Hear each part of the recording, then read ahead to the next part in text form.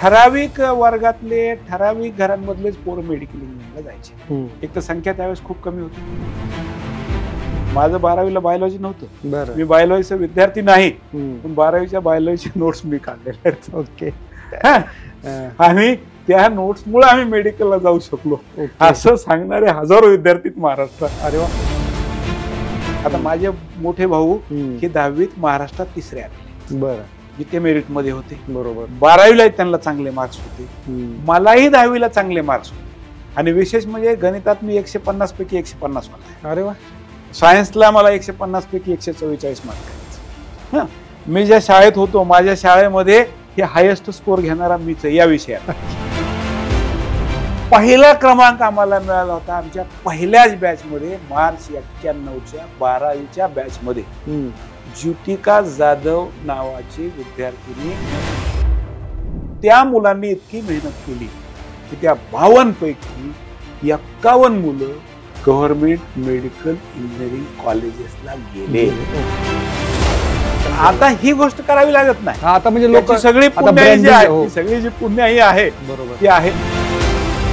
तर माझे मागच्या वर्षीच्या IITच्या निकालात माझे कोल्हापूरचे 11 विद्यार्थी IIT लागलेले, 45 विद्यार्थी MBBS लागले नीटच्या माध्यमातून, कारण नीट मधूनच मेडिकलला जावं लागतं. एकट्या कोल्हापुरातले लागलेले. कोच हवाच आहे. स्पर्धा म्हटलं की कोच हवाच आहे. अच्छा. बिना कोचचं ते होणारच नाही. तो विद्यार्थी जेव्हा 11वीला माझ्याकडे ऍडमिशनला आला होता तेव्हा तो विद्यार्थी मला म्हणाला होता, मी त्याला म्हणते त्याचं मार्कशीट पाहिलं, त्याचं 10वीचं मेरिट 1 मार्कावरून गेलं होतं. मी त्याला म्हणलं यार थोडं वाईट झालं रे, 1 मार्काने तुझं मेरिट गेलं. मला त्याचं काय वाईट झालं, मी आता तुमच्याकडे आलेलो आहे, तुमचं काम आहे मला 12वीत तुम्ही पहिला.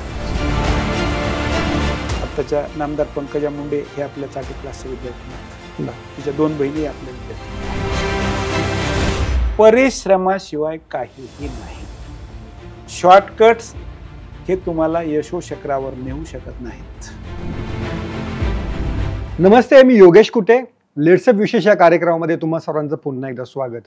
आपण महाराष्ट्रातील 10वी-12वीच्या मुलांसमोरची आव्हानं, कोचिंग क्लासेसची संस्कृती आणि यातनं CET असेल किंवा नीट असेल या एक्झामिनेशनची तयारी, अशा सगळ्या विषयांवरती विविध लोकांशी आपण बोलत आहोत.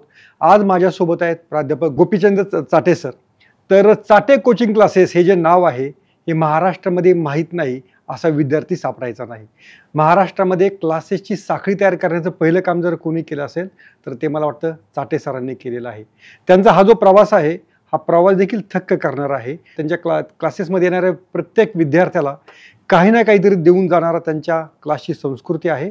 आणि विशेष म्हणजे जे कोणी आधी बोर्डामध्ये परीक्षेला चांगल्या मार्काने उत्तीर्ण झालेले असतील, महाराष्ट्रामध्ये क्रमांक 1 आलेले असतील, त्यातला कोणत्या ना कोणत्या वर्षीचा विद्यार्थी हा चाटे कोचिंग क्लासेसचा असेल अशी आत्तापर्यंतची त्यांची ख्याती आहे.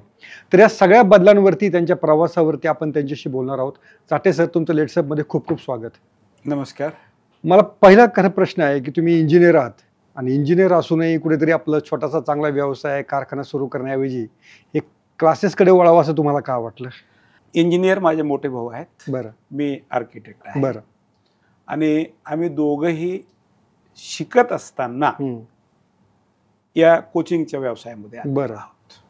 आणि त्यावेळेस जेव्हा आम्ही शिकत होतो तर त्यावेळेस आपलं शिक्षण व्हावं, आपली रोजची रोजीरोटी चालावी याच्यासाठी आम्ही ट्युशन चालू केलेली होती. बरं.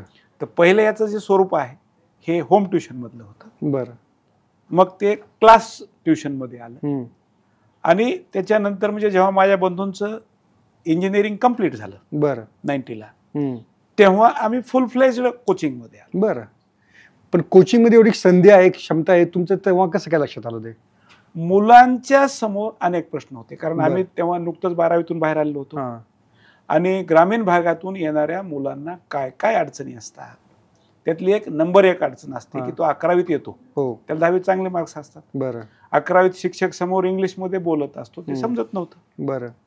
पण त्याला यायचं सगळं. त्याला जर आपण समजून सांगितलं तर यायचं, पण ते समजून सांगणार कोण? आणि मग अशा छोट्या छोट्या कारणांमुळे मुलांच्या समोरची संधी जात होती. ओके. आणि एक ठराविक वर्गातले ठराविक घरांमधलेच पोरं मेडिकल इंजिनिअरिंगला जायचे. एक तर संख्या त्यावेळेस खूप कमी होती आणि आम्हाला हे लक्षात आलं की आपण जर मुलांना प्रत्येक गोष्ट समोर दिली, उपलब्ध करून दिली, तर मुलं चांगल्या पद्धतीनं करू शकतील. Okay okay. आणि म्हणून मग आम्ही पहिला प्रयोग जो केला होता तो पहिला प्रयोग हा केला की फिजिक्सच्या नोट्स आम्ही बनवल्या. बर. आता त्यावेळेस आमच्याकडे पैसा नव्हता, टेक्नॉलॉजी नव्हती, हँड रिटन नोट्स होत्या. त्यावेळेस सायक्लोस्टाईलचा प्रकार होता आणि त्या सायक्लोस्टाईलच्या प्रकारामध्ये जे आहे की माझे भाऊ सांगायचे, मी आर्किटेक्चरला असल्यामुळं माझं कॅलिग्राफी जरा चांगलं होतं. बरं. मी ते लिहायचो. ओके. आणि म्हणजे तुम्हाला एक आश्चर्य वाटेल की जेव्हा आम्ही नोट्स आणल्या फिजिक्स केमिस्ट्री बायोलॉजीच्या बाजारात, माझं 12वीला बायोलॉजी नव्हतं, मी बायोलॉजीचा विद्यार्थी नाही, पण 12वीच्या बायोलॉजीचे नोट्स मी काढलेले आहेत. ओके. आणि त्या नोट्समुळे आम्ही मेडिकलला जाऊ शकलो असं सांगणारे हजारो विद्यार्थी महाराष्ट्रात. अरे वा. पण तुम्ही जेव्हा तर आपला पहिला मुद्दा त्या सायक्लोस्टाईलच्या नोट्स पासून आम्ही सुरू केला. ओके. पहिल्यांदा 50च नोट्स काढल्या होत्या. बरं. पण त्या 50 नोट्सला जो रिस्पॉन्स आला आणि ते बघून जे मुलं आले, तर पहिल्यांदा तर आमच्याकडे एक पुस्तकाचे दुकानदार आले. ते म्हणले, यार ते नोट्स आमच्याकडे द्या, त्या नोट्सची खूप तारूप चालू आहे आणि तुम्ही एका कोनाड्यात का क्लास घेताय, मार्केटमध्ये या, माझ्या जागेत या, इथून सुरू करा. तुम्ही तुमच्याकडे डिमांड आली, तशी डिमांड आली की तुमच्या नोट्स पाहून पोरांनी जे आहे की त्याची तारीफ केली, हा क्लास आम्हाला पाहिजे. मग आम्ही ते मार्केटमध्ये आलो. ओके. तिथं आपण क्लास सुरू केला. तुम्ही स्वतः 10वी 12वी तुम्ही दोघा भाऊंनी क्लास लावले होते का? 10वी 12वीला आम्ही दोघांनीही क्लासेस लावलेले होते. बरं. तेव्हाही क्लासेस होते. बरं बरं.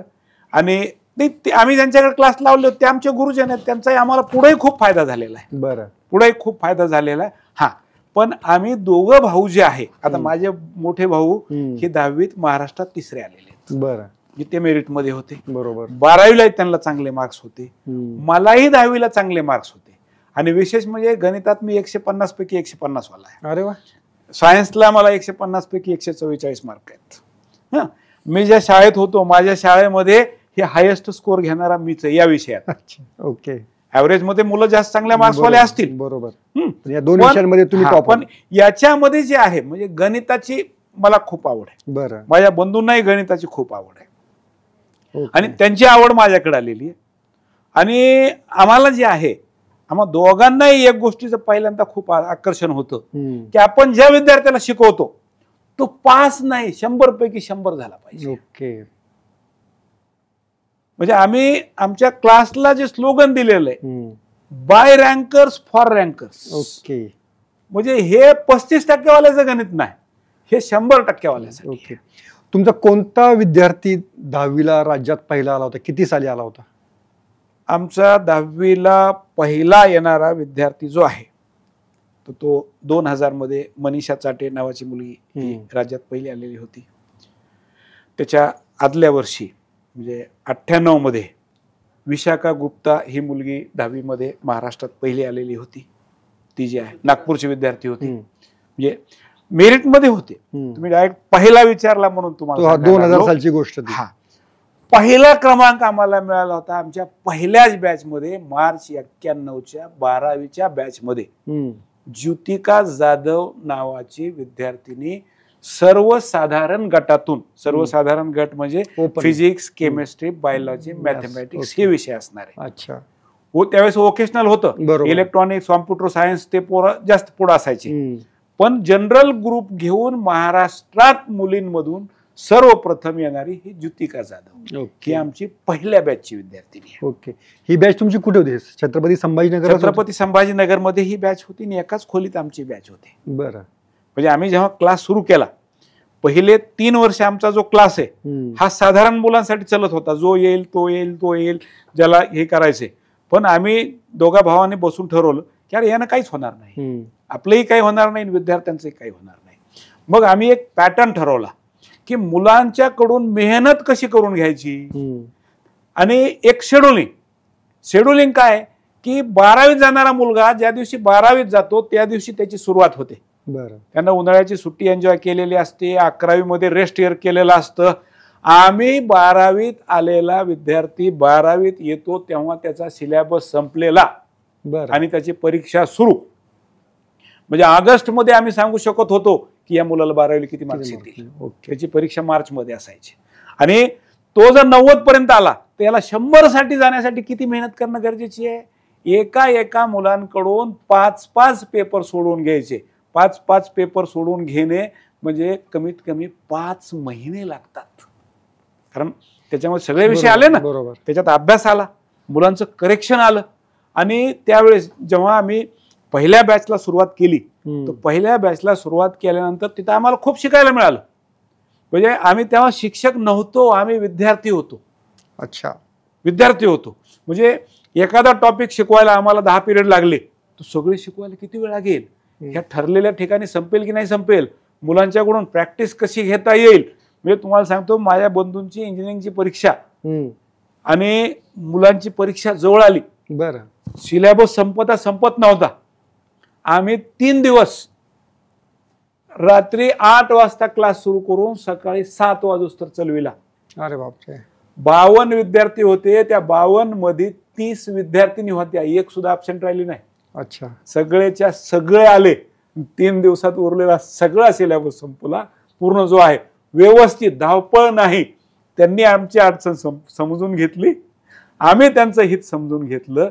आणि ते जे 52 मुलं होते, हे 52 मुलं म्हणजे असे होते की आम्ही जी पहिली बॅच काढली होती त्या बॅचला आम्ही सांगितलं होतं की तुमचा गव्हर्नमेंट मेडिकल इंजिनिअरिंग कॉलेजला नंबर लागला नाही तर फीस परत. काय सांगता, इतकं कॉन्फिडन्स तुम्हाला होता? हा.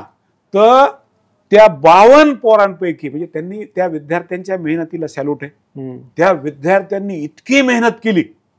मेहनत म्हणजे तेव्हा 3 दिवस रात्री 12-12 तास मुलं मुली बसतायत आणि त्यांचे पालक पाठवतायत. याच्यातच त्यांचं परिश्रम आला ना, त्यांचा रिस्पॉन्स आला. म्हणजे आम्ही एखाद्या मुलाला विचारायचं तुझं वजन किती आहे, तुझ्या वजनाचा इतका अभ्यास करावा लागेल, म्हणजे इतके रजिस्टर लिहावे लागतील, इतके पानं तुला भरावे लागतील. तर त्या मुलांनी इतकी मेहनत केली की त्या 52 पैकी 51 मुलं गव्हर्नमेंट मेडिकल इंजिनिअरिंग कॉलेजेसला गेले. ओके. फक्त एका विद्यार्थिनीची फीस आपल्याला रिफंड करावी लागली. अच्छा. ही किती सालची गोष्ट आहे? हे 1991 सालची गोष्ट आहे. बरं. आणि तिथून हा चाटेचा प्रवास सुरू झाला. अच्छा. म्हणजे हे पहिले जे 52 पोरं होते, हेच तुमचे ब्रँड अँबॅसेडर हे तर आम्ही धरोधरो आणलेले होते. बरोबर. हे जे पोरं धरोधरो आणले होते हे काही याच्यावर तेव्हा नाव नव्हतं ना. बरोबर. तेव्हा बाकीचे सगळे टॉप मोस्ट होते, किंवा सगळा मेरिटचा पोरगा तिकडे चालला, मेरिटचा पोरगा तिकडे चालला, असे पोरं होते. आमच्याकडे जे पोरगा यायचा तो पोरगा शोधून आणावा लागायचा. मग आमच्या शिक्षकाचा मुलगा असेल, अजून कोणी ओळखीचे त्यांचा मुलगा असेल, त्याला जाऊन घरी समजून सांगा, चल रे आपण असं करू, मग तू डॉक्टर होशील, तू इंजिनियर होशील. ओके. आणि आता काय परिस्थिती आहे? आता कुठे कुठे तुम्ही आहात, कसं आहात आता, तुमचा विस्तार कसा? आता ही गोष्ट करावी लागत नाही. आता म्हणजे लोक सगळी पुण्याई जी आहे, सगळी जी पुण्याई आहे बरोबर ती आहे. आज आपण औरंगाबाद मध्ये आहोत, नांदेड मध्ये आहोत. आता नांदेड मधलं आमचं जे युनिट आहे ते 10वी पर्यंत चालतं. पण 10वी मध्ये म्हणजे महाराष्ट्रात जे दरवर्षी पहिले 3 विद्यार्थी काढतात त्यातला एक विद्यार्थी कमीत कमी नांदेडचा असतो, कमीत कमी एक तरी असतो. पण महाराष्ट्रभर जावं, मला वाटतं त्याची सुरुवात तुम्हीच चालू केली असेल की आधीच्या क्लासेस हे फक्त शहरांपुरते होते, त्या शहरांपुरते. तुम्ही असं का, मग असं कसं काय, तुम्हाला विस्तार करावा असं का वाटलं आणि काय नक्की झालं त्यासाठी? विस्तार करावा म्हणजे मुलांची मागणी. एक काय झालं की 1995 साली बोर्डाचा पॅटर्न बदलला. बरं. बोर्डाचा पॅटर्न बदलल्यानंतर जी 10वीची नवीन परीक्षा आली त्या परीक्षेसाठी आम्ही नमुना प्रश्नपत्रिका संच काढला. बरं. आणि ते नमुना प्रश्नपत्रिका संच काढल्यानंतर तो विक्रीसाठी महाराष्ट्रभर गेला. आता औरंगाबादच्या बाहेर गेला तोपर्यंत आमचं अस्तित्व औरंगाबादमध्ये होतं. औरंगाबादच्या बाहेर जळगावला गेला तर जळगावमधून काही लोकांची मागणी आली की ह्या नमुना प्रश्नपत्रिका संचामुळे जर मुलांमध्ये मार्क वाढत असतील तर मग क्लास आले तर का वाढणार नाही. बरं. मग तिथं क्लास गेला. आता तो नमुना प्रश्नपत्रिका आम्ही काढला होता तर पहिला लॉट विकला गेला, दुसरा शिल्लक राहिला, म्हणजे तोट्याच धंदा. बरं. आता दुसऱ्या वर्षी जे आहे पुन्हा ते विकायचंय. आता विकायचंय तर त्याच्यासाठी पब्लिसिटी वगैरे करणं तेवढ्यासाठी परवडत नव्हतं. म्हणून आम्ही 11वी 12वीच्या नोट्स काढल्या आणि त्याला जोड दिली. ह्या नोट्स विदर्भात गेल्या, अकोला, अमरावती, नागपूरला गेल्या. मग नागपूरमधून क्लासची डिमांड आली. मग आम्ही नागपूरमध्ये गेलो, नागपूरमधून अमरावतीत आलो, अकोल्यात आलो, तसं करीत तिकडे मुंबईत गेलो, मुंबईतून कोल्हापुरात, पुण्यात, नाशिकमध्ये, असं करीत करीत 98 मध्ये म्हणजे 96ला झालेला प्रवास सुरू झालेला हा 98ला पुऱ्या महाराष्ट्रात पोहोचला. ओके, कम्प्लीट महाराष्ट्रामध्ये पोहोचला. आणि त्यावेळेसच्या आपल्या जाहिराती, वर्किंगवरचा मुलांचा विश्वास, नोट्स, स्किल्ड मॅनपॉवर जी होती, कारण आम्ही त्यावेळेस एक स्पेशल आमचं ट्रेनिंग सेंटर चालवायचो, कोणालाही शिक्षक म्हणून घेतलं असं नाही. आम्ही पहिल्या दिवसापासून ही गोष्ट पाळलेली आहे की शिक्षकानं काय शिकवायचं हे आम्ही ठरवतो. ओके, शिक्षकाला त्याच्या पलीकडे जाण्याचा अधिकार नाही, त्यानं त्याच ट्रॅकमध्ये चाललं पाहिजे, त्याच पद्धतीनं वर्क केलं पाहिजे. ओके, आणि एक वर्किंगही फार अवघड नाहीये. आम्ही याचं फार सिम्प्लिफिकेशन केलेलं आहे, किचकटपणा ठेवलेला नाही. पहिल्यांदा शिकवा मुलांना, शिकवल्यानंतर तुम्ही शिकवलेलं मुलाला समजलं का नाही ते तपासा म्हणजे काय, रविवारी टेस्ट घ्या, युनिट टेस्ट घ्या. म्हणजे बोर्ड ज्या पद्धतीनं परीक्षा घेतं तसं आम्ही 97-98 मध्ये अख्ख्या महाराष्ट्रात दर रविवारी परीक्षा घ्यायचो. एकाच टायमाला आमची महाराष्ट्रात परीक्षा व्हायची. अच्छा. आणि लाखो विद्यार्थी असायचे त्याच्यात. म्हणजे चाटे कोचिंग क्लासेस मधनं आजपर्यंत 13.5 लाख विद्यार्थी शिकून गेलेले आहेत. आणि ह्यांना त्याच पद्धतीनं पॅटर्न होता तो जो आहे. बरोबर. पण जेव्हा सीईटी नीट जेव्हा सुरू झालं 99ला सीईटी सुरू झालं, त्याच्यामध्ये तुम्हाला काय बदल करावा लागला का? तर आता 99 पर्यंत काय होतं की जे बोर्डाचं वर्किंग आहे तेच त्याच्यावर मुलांना भर द्यावा लागायचा. आता इथं बोर्डाच्या जोडीला जे आहे, म्हणजे त्यावेळेस पहिल्यांदा आपल्याकडे महाराष्ट्रात सीईटी आली ती मेडिकलसाठी आली. बरोबर. इंजिनिअरिंगसाठी आली नव्हती. इंजिनिअरिंग 12वीच्या याच्यावर होतं. तर मग मेडिकलची जी सीईटी लागली तर त्या सीईटीला MCQची जी प्रॅक्टिस करून घेणं आहे, MCQ जे आहे, तर त्याच्यात आम्ही बदल करून घेतला, शिकविण्यात बदल केला. आणि तुम्हाला सांगतो 1999च्या सीईटीमध्ये पहिल्या 20 पोरांमध्ये 13 विद्यार्थी चाटेचे होते. ओके. पहिल्या नंबर सहित पहिला, दुसरा, तिसरा तिन्ही नंबर चाटेच्या विद्यार्थ्यांचे होते. म्हणजे याच्यावरून मला हे सांगायचंय की तो पॅटर्न सुद्धा आम्ही तेवढाच अवगत करून घेतला. ओके. आता अनेकांना असं वाटतं की आता सीईटी असेल किंवा नीट असेल किंवा कुठे जायचंय तर कुठेतरी कोट्याला जावं, दिल्लीला जावं, तर असं का आहे? महाराष्ट्रातल्या मुलांना त्याचं आकर्षण का आहे एवढं? आपले क्लासेस किंवा शाळा कमी पडतायत का? एक तर तिकडचा दिसणारा रिझल्ट आहे, तिकडचं सगळं जे इन्फ्रा किंवा मोठ्या प्रमाणावर दिसणारं सगळं जे आहे ते दिसतंय. लोक मोठ्या प्रमाणावर अट्रॅक्ट होत आहेत, मुलं जात आहेत. पण आपण जर वस्तुस्थिती पाहिली तर महाराष्ट्रातून तिथं जाणाऱ्या मुलांचं रिझल्टमध्ये रूपांतर हे नाही आहे. हे तुम्ही दाव्यानुसार सांगू शकता? येस. तुम्ही नांदेडात चला, परभणीत चला, अकोल्याला चला, हजारो विद्यार्थी जातात. 2 विद्यार्थी 4 विद्यार्थी सुद्धा लागत नाहीत. ते शेवटी सीईटीची परीक्षा द्यायला येतात. आणि ह्याचं मुख्य कारण असे की तिकडचा पॅटर्न हा लवकर अभ्यासाला लागायचा आहे, आपल्याकडचा पॅटर्न उशीर आहे. आपण 10वीची परीक्षा झाल्यानंतर विचार करायला लागतो. बरं. इकडे आंध्र प्रदेशचा, राजस्थानचा विद्यार्थी 5वी-6वी पासूनच सुरू करतो. बरं.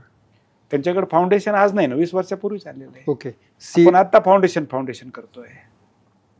तसं तुम्ही बदल केला का तुमच्या क्लासेस? आमच्या क्लासमध्ये बदल केलेला आहे ना, आम्ही तो बदल केलेला आहे. मुलांना जे आवश्यक आहे, म्हणजे अगोदर रायटिंग वर्क होतं, बोर्डाच्या पेपरची प्रॅक्टिस होते.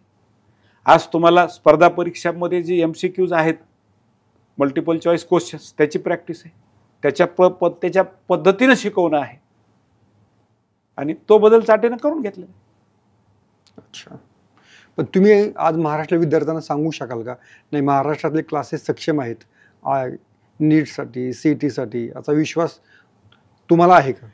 जेईसाठी, नीटसाठी, सीईटी आपलीच परीक्षा आहे. बरोबर. कारण शेवटी महाराष्ट्रातल्या सगळ्या इंजिनिअरिंग कॉलेजला पोरं सीईटी मधूनच जातात. बरोबर. त्याच्यामुळं ते तर आजपर्यंत घेतच आलेले आहेत. पण नीटमध्ये आणि जेईमध्ये महाराष्ट्रातल्या क्लासेसनेही फार चांगल्या पद्धतीचा रिझल्ट दिलेला आहे. बरं. तो चाटेंनाही दिलेला आहे आणि आत्ताही ते देत आहेत. म्हणजे आता माझे मागच्या वर्षीच्या IITच्या निकालात माझे कोल्हापूरचे 11 विद्यार्थी IIT लागलेले, 45 विद्यार्थी MBBS लागलेत नीटच्या माध्यमातून, कारण नीटमधूनच मेडिकलला जावं बरोबर. लागतं. एकट्या कोल्हापुरातले लागलेले आहेत, पुण्यातले वेगळे आहेत. बरोबर.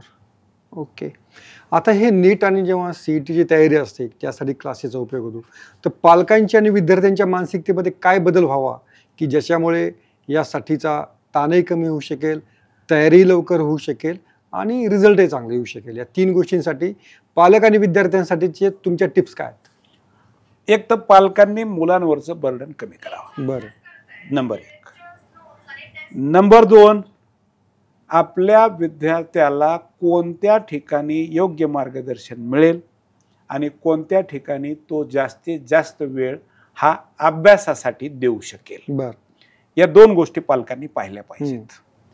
आज काय होतं की मुलगा क्लासला जातो, एका क्लासला जातो, म्हणजे मुळात तुम्हाला मी कोट्यातलं सांगतो, मी जे काही मुलांचा अभ्यास केलेला आहे, अगोदर तो ऍडमिशन घेतो सगळ्या विषयासाठी. बरं. मग ते समजत नाही म्हणून दुसऱ्या क्लासला जातो. समजत नाही एक कारण झालं, दुसरं कारण त्या क्लासमध्ये फूट पडलेली असते म्हणून दुसरीकडे जातो, म्हणजे त्या टीचरच्या मागे जातो. बरोबर. त्याची फरफट स्टार्ट होते. मग त्याला फिजिक्स समजना, फिजिक्सचा क्लास दुसरा लावतो. केमिस्ट्री समजना, केमिस्ट्रीचा तिसरा क्लास लावतो. बायोलॉजी समजना, त्याचा वेगळा क्लास लावतो. म्हणजे सकाळी 7 वाजल्यापासून संध्याकाळी 7 वाजेपर्यंत पोरगा class class class class class हे करत राहतो. पालक पैसे पैसे पैसे पैसे भरत राहतो आणि जेव्हा टेस्ट होतात तेव्हा मुलांना मार्क्स मिळत नाही, मुलांना बर्डन येतं, टेन्शन येतं. म्हणजे महाराष्ट्रात मुलांचं आत्महत्या करण्याचं प्रमाण नाही त्यापेक्षा जास्त कोट्यात आहे. म्हणजे ते मी सांगायची गरज नाही, ते पूर्ण देशच जाणतो. मग हे का होतं? तर मुलाला अभ्यासाला वेळच नाही ना. मुलाला मार्क कधी मिळणार आहेत? जेव्हा तो अभ्यास करेल. त्यानं कोचिंग किती करावी? 3च तास करावी. प्रॅक्टिस किती करावी? इफ रिक्वायर्ड 15 तास करावी, 20 तास करावी. म्हणजे एखाद्या विद्यार्थ्याला 3 तासात पण होईल, सगळ्यांचं होणार नाही. पण इथं काही फॉर्म्युला नाही की 8 तास केलं की झालं, 10 तास केलं की झालं. अरे 15 तास लागलं तरी ते करायला तुमच्याकडे वेळ पाहिजे. आज पालक पैसा देऊ शकतो, चांगल्या सुविधा देऊ शकतो, वेळ देऊ शकतो का? नाही. तर पालकाने डिसिजन असं घ्यावं की वेळ देता आला पाहिजे, सगळ्या गोष्टी अंडर वन रूफ झाल्या पाहिजेत, वेगवेगळ्या ठिकाणी नाही जाण्याची गरज. शक्यतो तुम्हाला कॉलेज कोचिंग एका ठिकाणी मिळालं तर जास्त उत्तम, कारण पहिल्यासारखं राहिलेलं नाही किंवा शिक्षक तुम्हाला ब्लॅकमेल करून प्रॅक्टिकलचे मार्क देणार नाही असं करून त्याचा विषय राहिलेला नाही. तर मी असं म्हणतो की कॉलेजमध्ये शिकवलं गेलं त्याचाच उपयोग कोचिंगमध्ये होणार आहे. दोन्हीचं कोऑर्डिनेशन राहील, मुलाचा वेळ वाचेल आणि एकच गोष्ट त्याला चांगल्या पद्धतीनं 2 वेळेस समजण्याची संधी मिळेल. ओके. पण तुम्ही जर वेगवेगळं केलं, दूरच्या ठिकाणी ठेवलं, आज काय होतं की तुम्ही कुठंतरी पाठवता, तिथं पाठवल्यानंतर रूमवर पोरगा राहतो, त्याचं जेवायचं एका ठिकाणी आहे, शिकायचं एका ठिकाणी आहे, कॉलेज एका ठिकाणी आहे. अरे त्याचं जाण्या येण्यात किती वेळ चालला, किती वेळेचे होतंय, तिथलं वेदर कसं आहे, काय नाही, ते आपल्या पोराला सूट करतंय का? कोणीतरी व्यवसाय करतंय आणि ते व्यवसाय चालवण्यासाठी कुणीतरी कोणाला तरी ओढतंय, ह्या गोष्टी बरोबर नाहीत. ओके. त्यामुळे तुमचं म्हणणं असं आहे एका ठिकाणी अंडर वन रूफ सगळी तयारी करून घेतली गेली पाहिजे. तसं मग तुमच्याकडे तुम्ही काय करून घेता? अंडर वन रूफ तुमच्याकडे काय आहे? माझ्याकडे अंडर वन रूफ जे आहे की बऱ्याच ठिकाणी आमची स्वतःची कॉलेजेस आहेत, त्या ठिकाणी कॉलेजेसचं वर्किंग वेगळं चालतं, कोचिंगचं वर्किंग वेगळं चालतं, दोन्ही एकत्र नाही आहेत. पण कॉलेजमधल्या ज्या मुलांना एकत्रित करायचंय ते करू शकतात. ओके. त्याचा फायदा ते घेऊ शकतात. आणि मी जे सांगतोय हे अनुभवावरती सांगतोय. म्हणजे आता जसं सीईटी मध्ये माझी मुंबईची मुलगी पहिली आली होती, तर त्याच सीईटी मध्ये 6वी आलेली मुलगी हिंगोलीतली होती. म्हणजे सगळं शहरीकरणातच नाही, म्हणजे कुठून म्हणजे माझ्याकडून चाटेमधून मेडिकलला गेलेल्या, इंजिनिअरिंगला गेलेल्या मुलांची संख्या ही सगळी शहरातली नाहीये, खेड्यापाड्यातली सुद्धा खूप आहे की त्या ठिकाणावरून त्यांनी केलेलं आहे. बरोबर. कारण त्यांना वेळ अभ्यासाला मिळालेला आहे, घरात राहता आलेलं आहे, घरचं खाता आलेलं आहे आणि आपल्या पालकांबरोबर कुटुंबाबरोबर राहून तिथं तणाव कमी येतो. मुलाचा चेहरा जरी सुकला तरी आई बहीण भाऊ वडील कुणा कुणी विचारतं का रे बाबा काय झालं, काय अडचण आली, ते लक्ष देतायत. बरोबर. आणि आज जे आहे, आता आज जसं किंवा आपण मुलाला एखाद्या ठिकाणी बाहेर पाठवलं, मुलाला आता बिघडवायला मित्र लागतच नाहीत.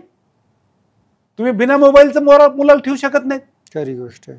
ते मोबाईल काय किती कोणाला किती बिघडवेल ह्याचं सांगताच येत नाही, काहीच नाही. आणि मुलांचं सोडा हो, पालकांनाच ते सुटत नाही. खरं. म्हणजे आता आमचे रेसिडेन्शियल कॅम्पसेस आहेत. रेसिडेन्शियल कॅम्पसमध्ये आम्ही पालक आले मुलाला भेटायला मध्ये जातात, तर मध्ये जाताना मोबाईल त्यांच्या बरोबर असतो, तर ते मध्ये गेले की मग 2-2 तास बाहेरच येत नाहीत. मग हे लवकर बाहेर आले पाहिजेत. तर आम्ही एक गोष्ट केली की बाहेर आमची सिक्युरिटी मोबाईल काढून घेते की इथं मोबाईल ठेवा, आम्ही जाऊन भेटून या, किती वेळ थांबा काय अडचण नाही. तो पालक मध्ये गेला 10 मिनिटात परत येतो. त्याला मुलापेक्षा मोबाईल जास्त प्रिय आहे. आता अशा ठिकाणी आपण मुलाला कसं सांगायचं तू वापरू नको. खरी गोष्ट. बरं, बाप से बेटा सवा शेर. आम्ही पालकाला सांगतो आमच्या कॅम्पसमध्ये मुलगा मोबाईल पासून दूर राहील. मुलगा घरी काय सांगतो, आता जायची काय गरज आहे, आता ऑनलाईन सगळं मिळतंय, मोबाईल मध्ये सगळं भेटतंय, त्याला पाहिजे नाही, त्याला मोबाईल पाहिजे. आणि मग पालक म्हणतो मुलगा नको म्हणतो. खरी गोष्ट आहे. ऑनलाईनचा आणि प्रत्यक्ष फील्डवर त्याच्यात काय फरक पडतो? ऑनलाईन मध्ये जो घेईल त्यालाच मिळतं. बर. जो घेईल म्हणजे कसं आहे की तुम्हाला ताट वाढून दिलं, आईने घास तुमच्या तोंडापर्यंत आणला, तो तोंडातही घातला तरी चावायचं शेवटी तुम्हाला आहे. आणि तुम्ही सहज ऑब्झर्वेशन केलं असेल तर लहान मुलं चावत सुद्धा नाहीत, तसंच घास धरून बसून राहतात आणि ते आई आपली त्याच्या विनवण्या करीत असते. तसंच मुलांसारखं ऑनलाईन मध्ये तुमच्या समोर आलंय, चालू आहे, दिसतंय, तुम्ही ऐकतच नाही, तुमचं डोकं दुसरीकडे चाललेलं आहे. मग तो ऑनलाईन मधून टीचर बाहेर येऊ शकत नाही ना. बरोबर. ऑफलाईन मध्ये जो आहे तो जाऊन कान धरू शकतो, बोलू शकतो. ओके. पण टेक्नॉलॉजीचा फायदा आहे, डिजिटलचा फायदा आहे. म्हणजे वर्गात असे की आता वर्गात मी शिकवतोय, आता मी शिकवत असताना एक सेंटेन्स मी बोलतो, पोराला खिडकीतून काहीतरी बाहेर दिसतं, आता इथं रिप्ले नाही ना. बरोबर. रिप्ले येत नाही. बरोबर. डिजिटल मध्ये रिप्ले येऊ शकतो. खरी गोष्ट. मला एकदा नाही समजलं मी दुसऱ्यांदा शिकवणार नाही. बरोबर. ते रिप्ले तुम्हाला 10 वेळेस नाही, इनफायनाईट टाइम शिकू शकतो ना. खरी गोष्ट आहे. फायदा करून घेण्यावर आहे. म्हणजे आम्ही आता येत्या काळामध्ये जे आहे की एक उणीव आम्हाला दिसते की जी उणीव आम्ही व्यक्तिगत दूर करू शकत नाही. म्हणजे आपल्या महाराष्ट्रामध्ये एक प्रचंड मोठा लॅकोना तयार झालेला आहे की मॅथ सायन्सचे टीचर नाहीत. बरं. टीचरच नाहीत. मॅथ सायन्स साठी टीचर लागतो कोणता की ज्यानं बीएससी केलं, एमएससी केलंय, मग बीएड करून तो येतो. आता 100%च पोरं इंजिनियर आहेत ना. बरोबर. आता आज वॉचमॅन इंजिनियर आहे, तुम्हाला हाऊसकीपिंगला माणूस पाहिजे तो इंजिनियर. आता आमचे स्कूल कॉलेजेस, आमच्याकडे जे प्री स्कूल्स आहेत तिथे इंजिनियर आहेत मॅडम शिकवायला सगळे. काय सांगता? तुमच्याकडे रिक्रुटमेंटला माणूसच इंजिनियर येत असेल तर तुम्ही करणार काय? बरोबर. इंजिनियरच तुम्हाला उपलब्ध आहे तर मग अशा वेळेस होणार. बरं, इंजिनिअरने काय बीएड डीएड सेक्शन नाही घेतलेलं ना. बरोबर. शिकवायचं कसं आहे त्याचं शेवटी कला येते. नाही, शिकवायचं कसं आणि ते शिकलेलंही पाहिजे ना. बरोबर आहे. तर त्याच्यासाठी आम्ही डिजिटली जे आहे की फ्री ऑफ कॉस्ट, म्हणजे एखादा गरीब विद्यार्थी नाही, सगळेच गरीब असू, सगळेच श्रीमंत असू, आम्ही युट्यूबच्या माध्यमातून पुढच्या महिन्यापासून पूर्ण महाराष्ट्राला गणित, विज्ञान, हे मॅथ, सायन्स हे फ्री ऑफ कॉस्ट शिकवणार आहेत. एक चांगला टीचर मिळाला तरी पूर्ण राज्य त्यांनी सुधारून टाकलं पाहिजे आणि हे टेक्नॉलॉजीनं शक्य आहे. बरोबर. भरपूर नव्हतं. बरोबर. अशक्य आहे ते. ओके. अच्छा. आता अनेकदा कोचिंग क्लासेसवरती असा आरोप केला जातो की तुम्ही ज्युनियर कॉलेजेस बंद पाडलेले आहेत. ज्युनियर कॉलेजेस कोचिंग क्लासेस वाल्यांनी बंद पाडले म्हणजे ह्याचं श्रेय कोचिंग क्लासेस वाल्यांना देणं आहे. हे श्रेयवादाचा विषय झाला. बरं, पण कोचिंग क्लासेस कधी आले? आणि ज्युनियर कॉलेजेस बंद कधी पडले ह्याचा इतिहास पाहावा ना. ज्युनियर कॉलेज फार आधीच बंद पडलेले आहेत. आणि ते कोचिंग क्लासवाल्यांनी बंद नाहीत पडलेले. कारण कोचिंग क्लास हा एकाच ज्युनियर कॉलेजवर चालत नाही आणि ती एकाच माणसाचा चालत नाही. तुम्ही म्हणजे कोचिंग क्लास इंडस्ट्री अशी आहे की प्रत्येक शहराचा बादशाह वेगळा आहे आणि त्या शहरामध्ये जसं तुम्ही आता आपण पुण्यामध्ये बसलेलो आहे, विमाननगरचा बादशाह वेगळा आहे, शिवाजीनगरचा वेगळा आहे, तिकडे पिंपरी चिंचवडचा वेगळा आहे आणि सगळ्याचा मिळून वेगळा आहे. हे सगळं वेगवेगळं आहे. मुलांना पहिल्यांदा ही खात्री दिली पाहिजे की ज्युनियर कॉलेजेसमध्ये वर्किंग सगळं व्यवस्थित होतंय आणि याच्यामुळे तुमचा फायदा होईल. आज मुलगा इंजिनिअरिंगला कशावर जाणार आहे? जेईच्या परीक्षेवर, सीईटीच्या परीक्षेवर. ज्युनियर कॉलेजमध्ये शिकवतात का जेई सीईटी? नाही शिकवत. मेडिकलला कशावर जायचंय? नीटवर जायचंय. ते ज्युनियर कॉलेजमध्ये शिकवितात का नीट? नाहीत शिकवत. शिकवतच नाहीत. 12वीचा सिलेबस कधी सुरू होतो? जून महिन्यात. संपवतो कधी? तर ते संपतच नाही, कारण ते सुरूच होत नाही ना. आता मुलांनी त्यांच्यावर जो विश्वास ठेवला तर त्याला कोणता महिना उजाडेल? तो कधी प्रॅक्टिस करेल? 10वी 12वीच्या परीक्षांसाठीचे शाळा कॉलेजेस चालत आहेत. पोरांचे फ्युचर स्पर्धा परीक्षेवर आहेत. म्हणजे पूर्वी 10वी 12वीच्या परीक्षा स्पर्धा होती. आता 10वी 12वीच्या परीक्षा स्पर्धा झालेल्या नाहीत. स्पर्धा म्हणजे काय? मुळात स्पर्धा म्हणजे काय आहे की 100 जागा आहेत, 2000 लाईन मध्ये आहेत, कोणत्या तरी 100ला घ्यायचंय. आता 10वीच्या परीक्षेनंतर तसं काहीच नाही. सगळ्या पोरांना 100% पडले तर काहीच प्रॉब्लेम नाही ना. हा काही टॉस नाहीये, छापाकाटा झाला असं नाहीच आहे. सगळ्यांना मिळू शकतात. 90% मिळू शकतात, 95 मिळू शकतात, 100% मिळू शकतात. म्हणजे 10वीच्या परीक्षेत स्पर्धा नाही, नॉलेज मिळवायचंय. 12वीची परीक्षा आहे तसंच आहे. 12वीच्या परीक्षेत सुद्धा स्पर्धा नाहीये. तुम्हाला हवे तेवढे मार्क्स मिळू शकतात, त्याच्यावर काहीही अवलंबून नाही. स्पर्धा कुठे आहे? नीटमध्ये. स्पर्धा कुठे आहे? जेईमध्ये. स्पर्धा कुठे आहे? सीईटीमध्ये. स्पर्धा कुठे आहे? बाकीच्या प्रवेश परीक्षांमध्ये. का? तर समोर लिमिटेड सीट्स आहेत आणि भरपूर विद्यार्थी येणार आहे. बरोबर. तिथं स्पर्धा आहे. आणि मग त्या स्पर्धेचं एज्युकेशन कोण देतंय? कोचिंग क्लासवाले देतात. ते ज्युनियर कॉलेजेस देत नाहीत. ज्या दिवशी ज्युनियर कॉलेजेस प्रामाणिकपणानं मुलांना आत्मविश्वास देणारं शिक्षण देतील त्या दिवशी ज्युनियर कॉलेजेस जोरात चालू लागतील. अच्छा. त्यामुळं कोचिंग क्लासची गरज आहे आणि ती पुढच्या काळात वाढतच राहणार आहे. कोच हवाच आहे. स्पर्धा म्हटलं की कोच हवाच आहे. अच्छा. बिना कोचचं ते होणारच नाही. आणि जिथं स्पर्धा आहे तिथं कोच आहेच आहे. बरोबर. आज क्रिकेटला कोच नाही का? आहेच आहे. तिथे नंबर ऑफ कोचेस आहेत, थाउजंड्स ऑफ प्लेयर्स आहेत. पण कोचिंग क्लासेसवर आणखीन काय की त्याचा बाजारीकरणाचा एक आरोप होत असतो. नाही, बाजारीकरणाचा आरोप होतो. हा का होतो? ते एकाच जणाकडे सगळी भरती होते ना. आणि शेवटी जे आहे म्हणजे मी त्या गटातला आहे आणि आमच्यामधले खूप जण खूप चांगलं काम करतात. कोणताही क्लासवाला घ्या, त्यानं असं काम केलं असं तुम्हाला म्हणजे की यांनी गरीब पोरांना शिकवलं नाही, कोणाला मदत केली नाही असं तुम्हाला सापडणारच नाही. प्रत्येकानं त्याच्या वतीनं किती होईल तेवढं काम केलेलं आहे. अहो, आमच्या बाबतीत सांगतो, माझ्या मोठ्या बंधूंनी जेव्हा आम्हाला खायला नव्हतं तेव्हा सुद्धा विद्यार्थ्यांना फ्री शिकवलेलं आहे. मी स्वतः आर्किटेक्चरला असताना माझे बंधू गव्हर्नमेंट पब्लिक स्कूलचे विद्यार्थी आहेत. हे अत्यंत नावाजलेली शाळा आहे औरंगाबादमधली. छोटी शाळा आहे, सरकारी शाळा आहे, फार नावाजलेली शाळा आहे. स्वर्गीय मधुकरराव चौधरी यांच्या संकल्पनेतनं तयार झालेली शाळा आहे. आणि ते 4थीतले फक्त 30 विद्यार्थी मराठवाड्यातले शोधून त्याच्यावर ते घ्यायचे. तर त्या शाळेत ते होते आणि ते तिथं असल्यामुळं माझा त्या शाळेशी थोडासा ऋणानुबंध झालेला आहे. मी तिथला विद्यार्थी नाही. तिथं 2 वर्ष गणिताचा शिक्षक नव्हता.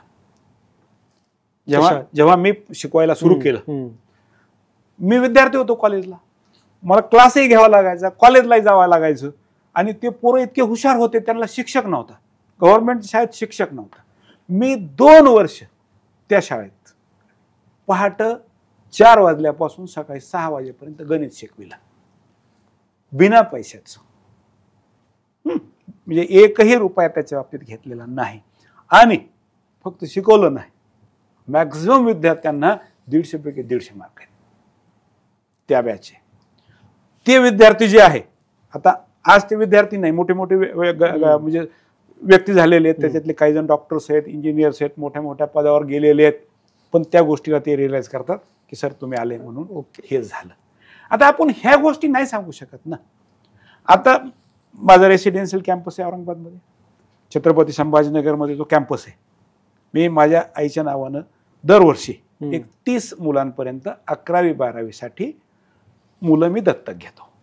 तर त्याच्यासाठी त्यांना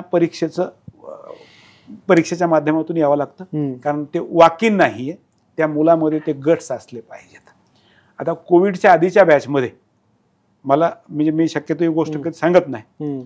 आता या ठिकाणी आपण कोणाचा नावाचा उल्लेख करत नाही, कारण त्या मुलांनाही वाईट वाटायला नको की आपली परिस्थिती आहे म्हणून अशी होती म्हणून असं झालं, असं नाही. 8 मुली माझ्या गव्हर्नमेंट MBBS ला लागलेल्या आहेत, आता त्या डॉक्टर झालेल्या आहेत. त्या 8च्या 8 मुली जे आम्ही 30 मुलं दत्तक घेतलेले होते त्यातल्या.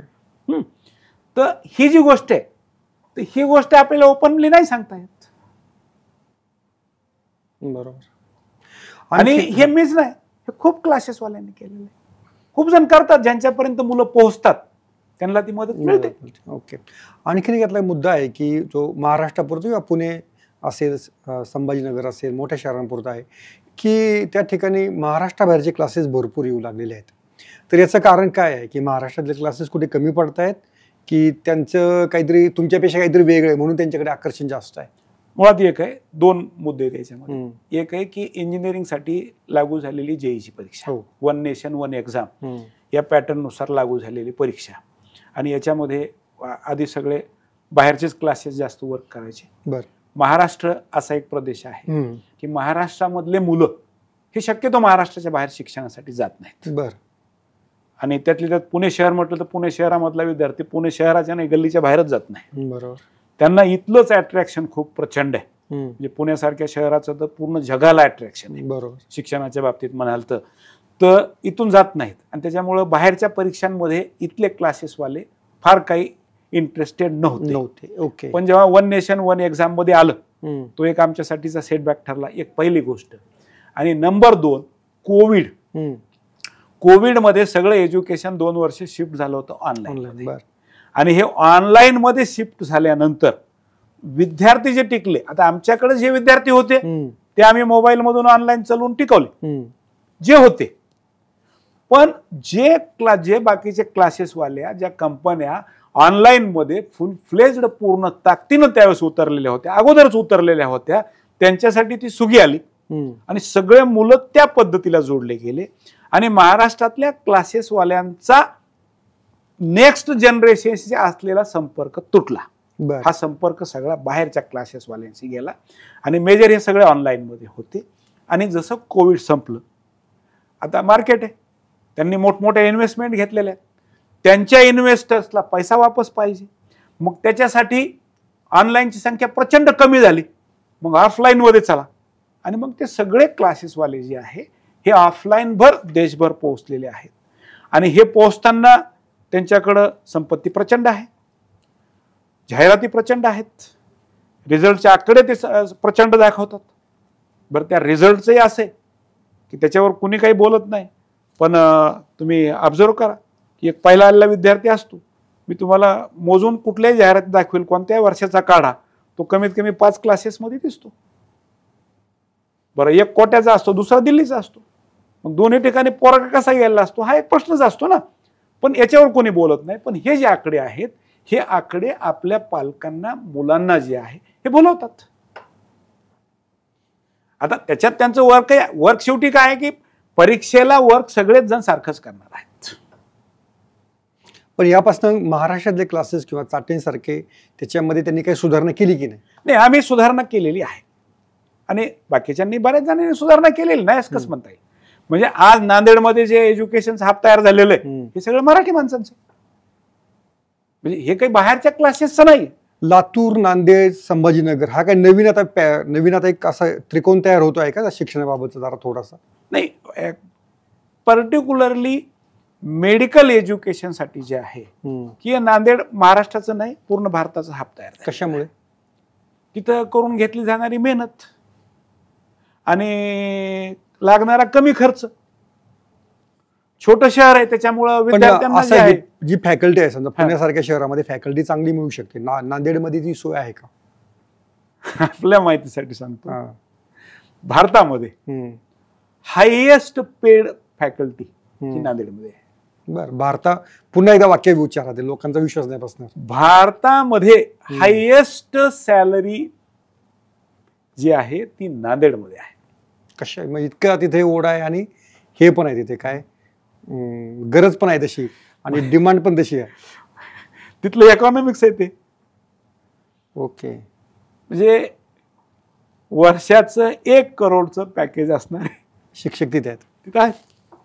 हो, हे फक्त फिजिक्स, केमिस्ट्री आणि बायोलॉजी याच्या 3 विषयांपुरतं आहे. मॅथमॅटिक्स बी आहे. आपण नीट ज्याला नीटची तयारी करायची, जेई आहे, जेईचं पण आहे का तिथे? तुम्ही स्वतः कोणता विषय आवडीने शिकवता? मी पूर्वी शिकवत होतो. आता शेवटचं शिकून किती वर्ष आलं तुम्हाला? शेवटचं शिकून मला 25 वर्ष झाली. बरं, ओके. पण माझी आवड गणितात होती. बरं. त्याच्याबरोबर काही पोर्शन मी सायन्सही शिकवलेला आहे. बरं. मराठी थोडंफार शिकवलेलं आहे. इतिहास भूगोल थोडंफार शिकवलेलं. डेरिव्हेटिव्ह इंटिग्रेशनशी संबंध आहे की नाही अजून? डेरिव्हेटिव्ह इंटिग्रेशनशी संबंध आहेच. म्हणजे ऍटलिस्ट स्टाफ सिलेक्शन करताना तर ते आठवावं लागतं. बरं. माझ्या मोठ्या बंधूंनी जे आहे मच्छिंद्र चाटेंनी म्हणजे याच्यात खूप काम केलेलं आहे शिक्षणात. सुरुवात त्यांनी चाटे कोचिंग क्लासेस त्यांनीच केलेली आहे. बरं. सगळा पॅटर्न त्यांनीच ठरवलेला आहे. बरं. आणि सगळे विषय त्यांनी शिकवलेले आहेत. म्हणजे तुम्ही त्यांना कोणत्याही विषयातलं काही विचारा ते तुम्हाला बिलकुल सांगतील. ओके. पण तुम्ही मध्यंतरी, आता हा प्रश्न मला खरं विचारत होता, ते क्लासेस वगैरे सोडून तुम्ही पिक्चर इकडे का घुसले बरं तुम्ही? नाही, पिक्चर हे सुद्धा शिक्षणाचं माध्यम आहे ना. क्लासेसमध्ये विद्यार्थी असतो, पिक्चरच्या समोर सगळी दुनिया असते ना. सगळा समाज आहे त्याच्या समोर. समाजाच्या समोरही अनेक प्रश्न असतात. आणि आपण जे चित्रपट काढलेले आहेत हे चित्रपट समाज शिक्षण देणार आहेत. म्हणजे ते फक्त गल्ला भरू आहेत, मनोरंजन आहेत असं नाही. मनोरंजनही आहे. म्हणजे आपण पहिला पिक्चर बिंदास काढला होता, तर तो बिंदास पिक्चर काढताना टोटल सगळे फिमेल कॅरेक्टर होते. त्याच्यात जेंट्स कॅरेक्टरच नव्हतं. एक आहे त्याला सो डायलॉग नाही, तो एक मिनिटाचा बी नाही, 1 क्षणाचा त्याचंही आहे. म्हणजे 2 मुलींची सुद्धा मैत्री असू शकते. हा विषय आपण त्याच्यातून मांडला होता. आपण चिमणी पाखरं विषय पिक्चर काढला होता. चिमणी पाखरं आपण पाहिलेला असेल पिक्चर, तो जो आहे बिंदास पाहिला मी. चिमणी पाखरं जो आहे, म्हणजे चिमणी पाखरं हा पिक्चर पाहिलेला नाही असे महाराष्ट्रात माणसं मिळणं दुर्मिळ आहे. म्हणजे तुम्ही जर ते विदर्भाकडे, मराठवाड्यात वगैरे गेलात, खानदेशात, एका माणसानं 50 वेळेस पाहिला आहे. ते पाहिला याच्यासाठी आहे की झी टॉकीज चॅनलच त्याच्यावर चालत होतं. ओके. त्याच्यावर प्रत्येक आठवड्याला 2दा याचा पिक्चर तो जो आहे तो इतका तो चालला. आणि थिएटरमध्ये सुद्धा सगळ्यात जास्त चाललेला, म्हणजे मी फार जबाबदारीने सांगतो तुम्हाला, कारण त्याचं सगळं मी पाहिलं होतं काम सगळं वितरणाचं, की आजपर्यंत मराठीमध्ये सगळ्यात जास्त प्रेक्षकांनी पाहिलेला पिक्चर चिमणी पाखरे आणि तो चाटेंचा आहे. आणि तो सुद्धा शिक्षण देणार आहे. तुम्हाला स्वतःला किंवा तुमच्या भावांना काय असं अभिनयाची वगैरे आवड होती म्हणून तुम्ही तिकडे गेले की काय? त्यांना अभिनयाची आवड होती. आणि आमचं जे मित्र परिवार आहे त्याच्यातले बरेचसे जण त्या क्षेत्रामध्ये काम करतात. आम्ही ज्या कॉलेजमध्ये शिकत होतो तिथं ड्रामाचं डिपार्टमेंट होतं, त्यातले जे आमचे मित्र आहेत, आणि त्यांच्यामुळे आम्हालाही त्याचं अट्रॅक्शन होतच ना. बरं. आणि आम्ही जे आहे की जे बिंदास पिक्चर काढला होता, तर त्याच्यातली सगळी टीम जी आहे त्याच्यातला एकही माणूस अनुभवी नव्हता. एक रिमा लागू सोडल्या, बरोबर, बाकी कोणी अनुभवी त्याच्यातलं नव्हतं. सगळे न्यू घेतलेले होते. आपण न्यू घेतले, तुम्ही सगळे न्यूज होते ना, कारण अनुभव ते न्यूज होते. बरोबर. त्यांचंही पहिलंच होतं ते. बरोबर. गौतमी गाडगे यांचंही पहिलंच होतं. आता अजून काही इच्छा आहे का पिक्चर मध्ये जाण्याची? नाही, येत आहे ना आमचं वेंचर. काय सांगता? हा, अरे येत आहे. तुम्हाला पुढच्या 3-4 महिन्यात दिसेल. बरं, भारतभर दिसेल. ओके. पण जेव्हा हे क्लासेस वगैरे सुरू असतात तेव्हा तुमचा सीझन असतो, हे असतो, इतर वेळेस गोपीचंद चाटे करतात काय? तुमचा आता मी 365 दिवस हा विद्यार्थ्यांमध्ये मिसळणारा पर्सन आहे. बरं आणि मला वयाची लिमिट नाही. बरं. म्हणजे मला मित्र मानणारे मुलं हे 3 वर्षापासून 4 वर्षापासून 5 वर्षापासून आहे. बरं. आणि मी कोणत्याही वयोगटामध्ये सहजासहजी मॅच होणार आहे. ओके. म्हणजे मुलांचं मन जाणणं, मुलांना काय हवंय, त्यांना काय बनायचंय, काय नाही, आपण सहज विचारतो प्रश्न. म्हणजे मला माझ्या स्वतःला अभिमानाची गोष्ट आहे. म्हणजे मी एक गोष्ट तुम्हाला सांगतो. मी माझ्या गल्लीत फिरतो. मी जिथं राहतो तिथं मला वॉकिंग करायचा छंद येते. म्हणजे मी बसतो कमी, चालतो जास्त. बरं. हां. तर रात्री 10 वाजता मी चालत होतो. ते एका घरातून एक आजोबा आले आणि ते मला म्हणाले, अहो सर 1 मिनिट थांबा, माझी नात येते, तुम्हाला भेटायचं आहे. आता नात म्हणले ना, ते आपल्याला लहान लेकरू एखादं येतं असं. आता मधून एक मोठी मुलगी आली. तिने मला विचारलं, सर मला ओळखलं का? आता त्याचं उत्तर देणं थोडं अवघड. बरं. पण मला म्हणाली, सर मी तुमच्या प्री स्कूलमध्ये होते. बरं. आणि सिनियर KG मध्ये असताना तुम्ही आजी आजोबांची ट्रिप नेली होती. बरं. आणि तेव्हा तुम्ही बीबी का मकबऱ्याच्या समोर लॉनवर आपण बसलो होतो आणि तेव्हा तुम्ही मला विचारलं होतं की तुला काय व्हायचंय?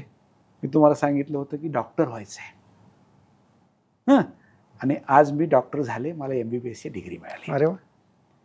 म्हणजे हा आपल्यासाठी मेसेज आहे की सिनियर KGचं लेकरू हे लक्षात ठेवू शकतं, आपला गोल ठरवू शकतो. आता त्यावेळेस ती मुलगी 5 वर्षाची. बरोबर. आता आज आपल्या समोर आली तेव्हा ती 23 वर्षाची आहे. 23 वर्षाला तिला लक्षात आहे की मी सिनियर KGत यांना प्रॉमिस केलं होतं. ओके. आणि हे आपण त्यांना सांगितलं पाहिजे की ते आपल्यापर्यंत ते मेसेज पोहोचवते. म्हणजे आपण एखाद्याला विचारल्याचं त्या मुलानं किती सिरियस घेतलेलं त्याच्या आयुष्यामध्ये, हे आपल्यासाठी प्राऊड आहे ना.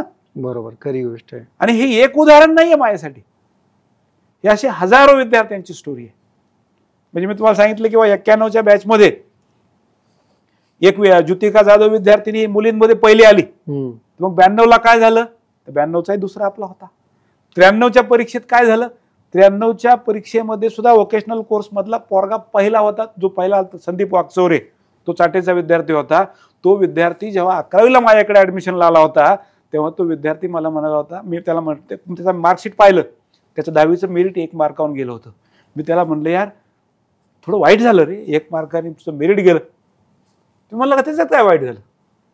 मी आता तुमच्याकडे आलेलो आहे, तुमचं काम आहे की मला 12वीत तुम्ही पहिला आणायचं.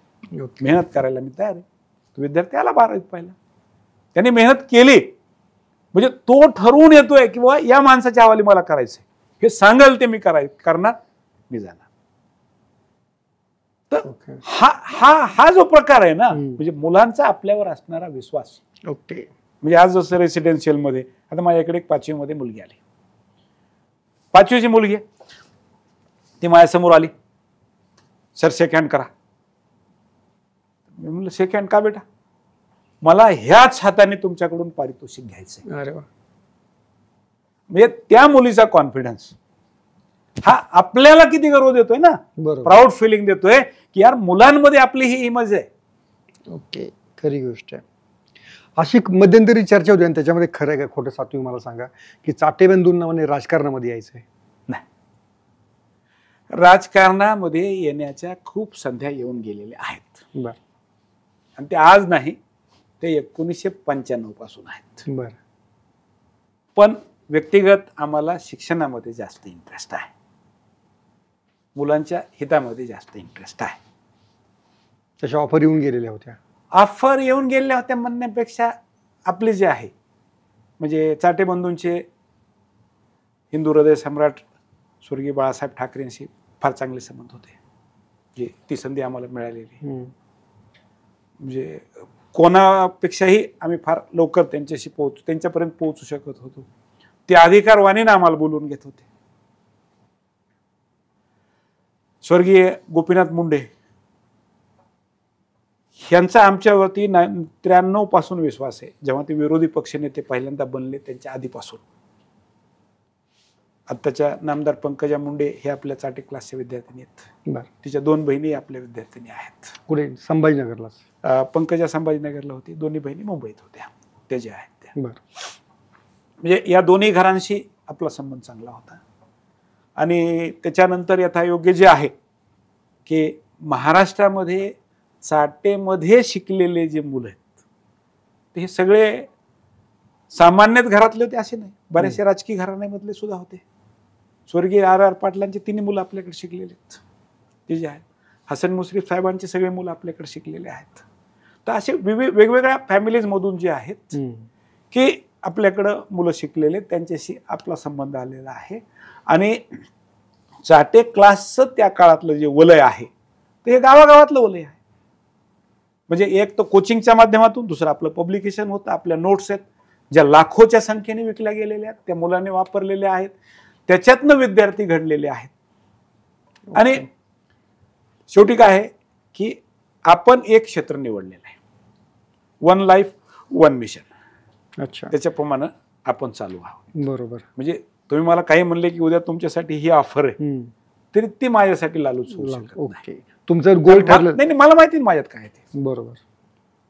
मी काय मेहनत करू शकतो, काय नाही, तिथली रिक्वायरमेंट काय आहे, त्याच्यात आपण फिट बसणारे आहोत का? बरोबर. नाही, काही गरजच नाही त्याच्याशी. ओके.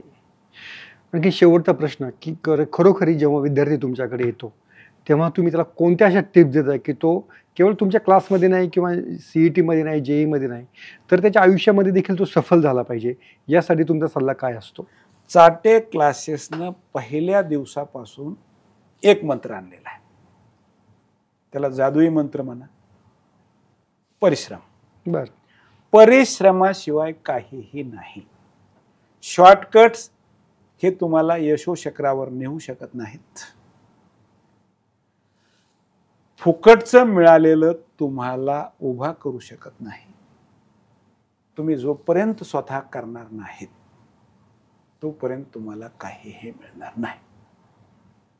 तुम्ही किती परिश्रम करणार, तुम्ही परिश्रम केले वाया जाणार नाहीत. माझे अनेक विद्यार्थी आहेत जे मेडिकलला नाही गेले, इंजिनिअरिंगला नाही गेले, पण त्यांचाही आम्ही ताईत की सरांनी बरोबर सांगितलेलं आहे की मेहनत केली ती वाया जात नाही. ते त्यांच्या क्षेत्रामध्ये जाऊन मेहनत करतात. म्हणजे एक तर विद्यार्थी हे शेतकरी झाला, पण त्यानं तिथं त्याचं स्किल सुरू केलं, तिथं मेहनत सुरू केली, तिथं तो करोडो रुपये कमावतो आणि फार चांगल्या पद्धतीने कमावतो. त्यामुळं मेहनतीला पर्याय नाही. मेहनतीला पर्याय नाही. शॉर्टकट्स हा प्रकारच नाही. लॉटरी तुम्हाला जीवन देऊ शकत नाही. तुमच्याकडे ज्ञान पाहिजे, ज्ञान मिळवा. आणि APJ अब्दुल कलामांचा जो मंत्र आहे की एक संधी तुम्हाला मिळाली नाही म्हणजे तुमचं सगळं गेलं असं नाही. ईश्वरानं तुम्हाला त्याच्या पुढची संधी दिलेली आहे, ती तुम्ही शोधायला हवी, त्याच्यासाठी चालायला हवं. ओके. हे आम्ही मुलांच्या समोर नेहमी हीच गोष्ट ठेवतो. केवळ आता अनेकदा CETला कमी मार्क मिळू शकतात, JEEला आपल्या मनाप्रमाणे ऍडमिशन नाही मिळू शकत, त्या विद्यार्थ्यांचा देखील संख्या मोठी असते. आज IITतला पोरगा बेकार होतो. बरोबर. IITत अनएम्प्लॉईड पोरं आहेत. डॉक्टर होऊन प्रॅक्टिस न चालणारे मुलं आहेत. बरोबर. याचा अर्थ तुम्हाला प्रत्येक मिळालं म्हणजे मोकळं झालं असं नाही आहे. रोजचा संघर्ष आहे. रोजचा संघर्ष आहे. आणि जेवढी मेहनत जास्त तेवढं यश मोठं आहे. तुम्ही डॉक्टर झालात, खूप पब्लिसिटी झाली, खूप पेशंट तुमच्याकडे यायला लागले, काम तुमचंच वाढणार आहे.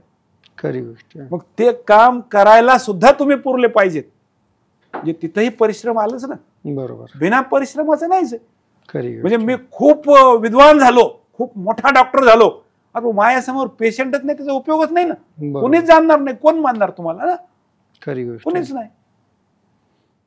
त्यामुळं मेहनतीला पर्याय नाही हा सरांचा मंत्र आहे. आणि त्यांचा देखील त्या मंत्रावरती विश्वास नाही तर त्याचं अनुकरण आणि अंमलबजावणी त्यांनी त्याच्यावरती केलेली आहे. अतिशय छोट्या गावातून येऊन एवढं मोठं साम्राज्य महाराष्ट्रावर उभं करणं ही छोटी गोष्ट नाही आहे. चाटे सर, तुम्हाला खूप खूप शुभेच्छा आणि लेट्सअपशी संवाद साधल्याबद्दल धन्यवाद. धन्यवाद. सोशल मीडियाच्या भाऊ गर्दीत विश्वासार्हतेने चकाकणारे नाव म्हणजे लेट्सअप मराठी. नाही, सगळ्या नागरिकांना ती स्पीच ती right लेट्सअप आहे. वरील मुलाखती म्हणजे विचारांचा खजिना. त्यानंतरच्या निवडणुकीमध्ये मला सोडून गेले. बातम्या केवळ वस्तुस्थिती सांगणाऱ्या, न प्रोपोगंडा, फक्त जनतेचा अजेंडा. क्योंकि आने वाला कल जाने वाला है, जाने वाला कल आने वाला है. राजकारण, मनोरंजन असो की क्रीडा क्षेत्र, महाराष्ट्राची स्पंदने संवेदनशीलतेने टिपणारे माध्यम म्हणजे लेट्सअप मराठी. जगासोबत एक पाऊल पुढे राहण्यासाठी लेट्सअपचे ॲप, सोशल मीडिया आणि वेबसाईट सोबत कनेक्टेड रहा.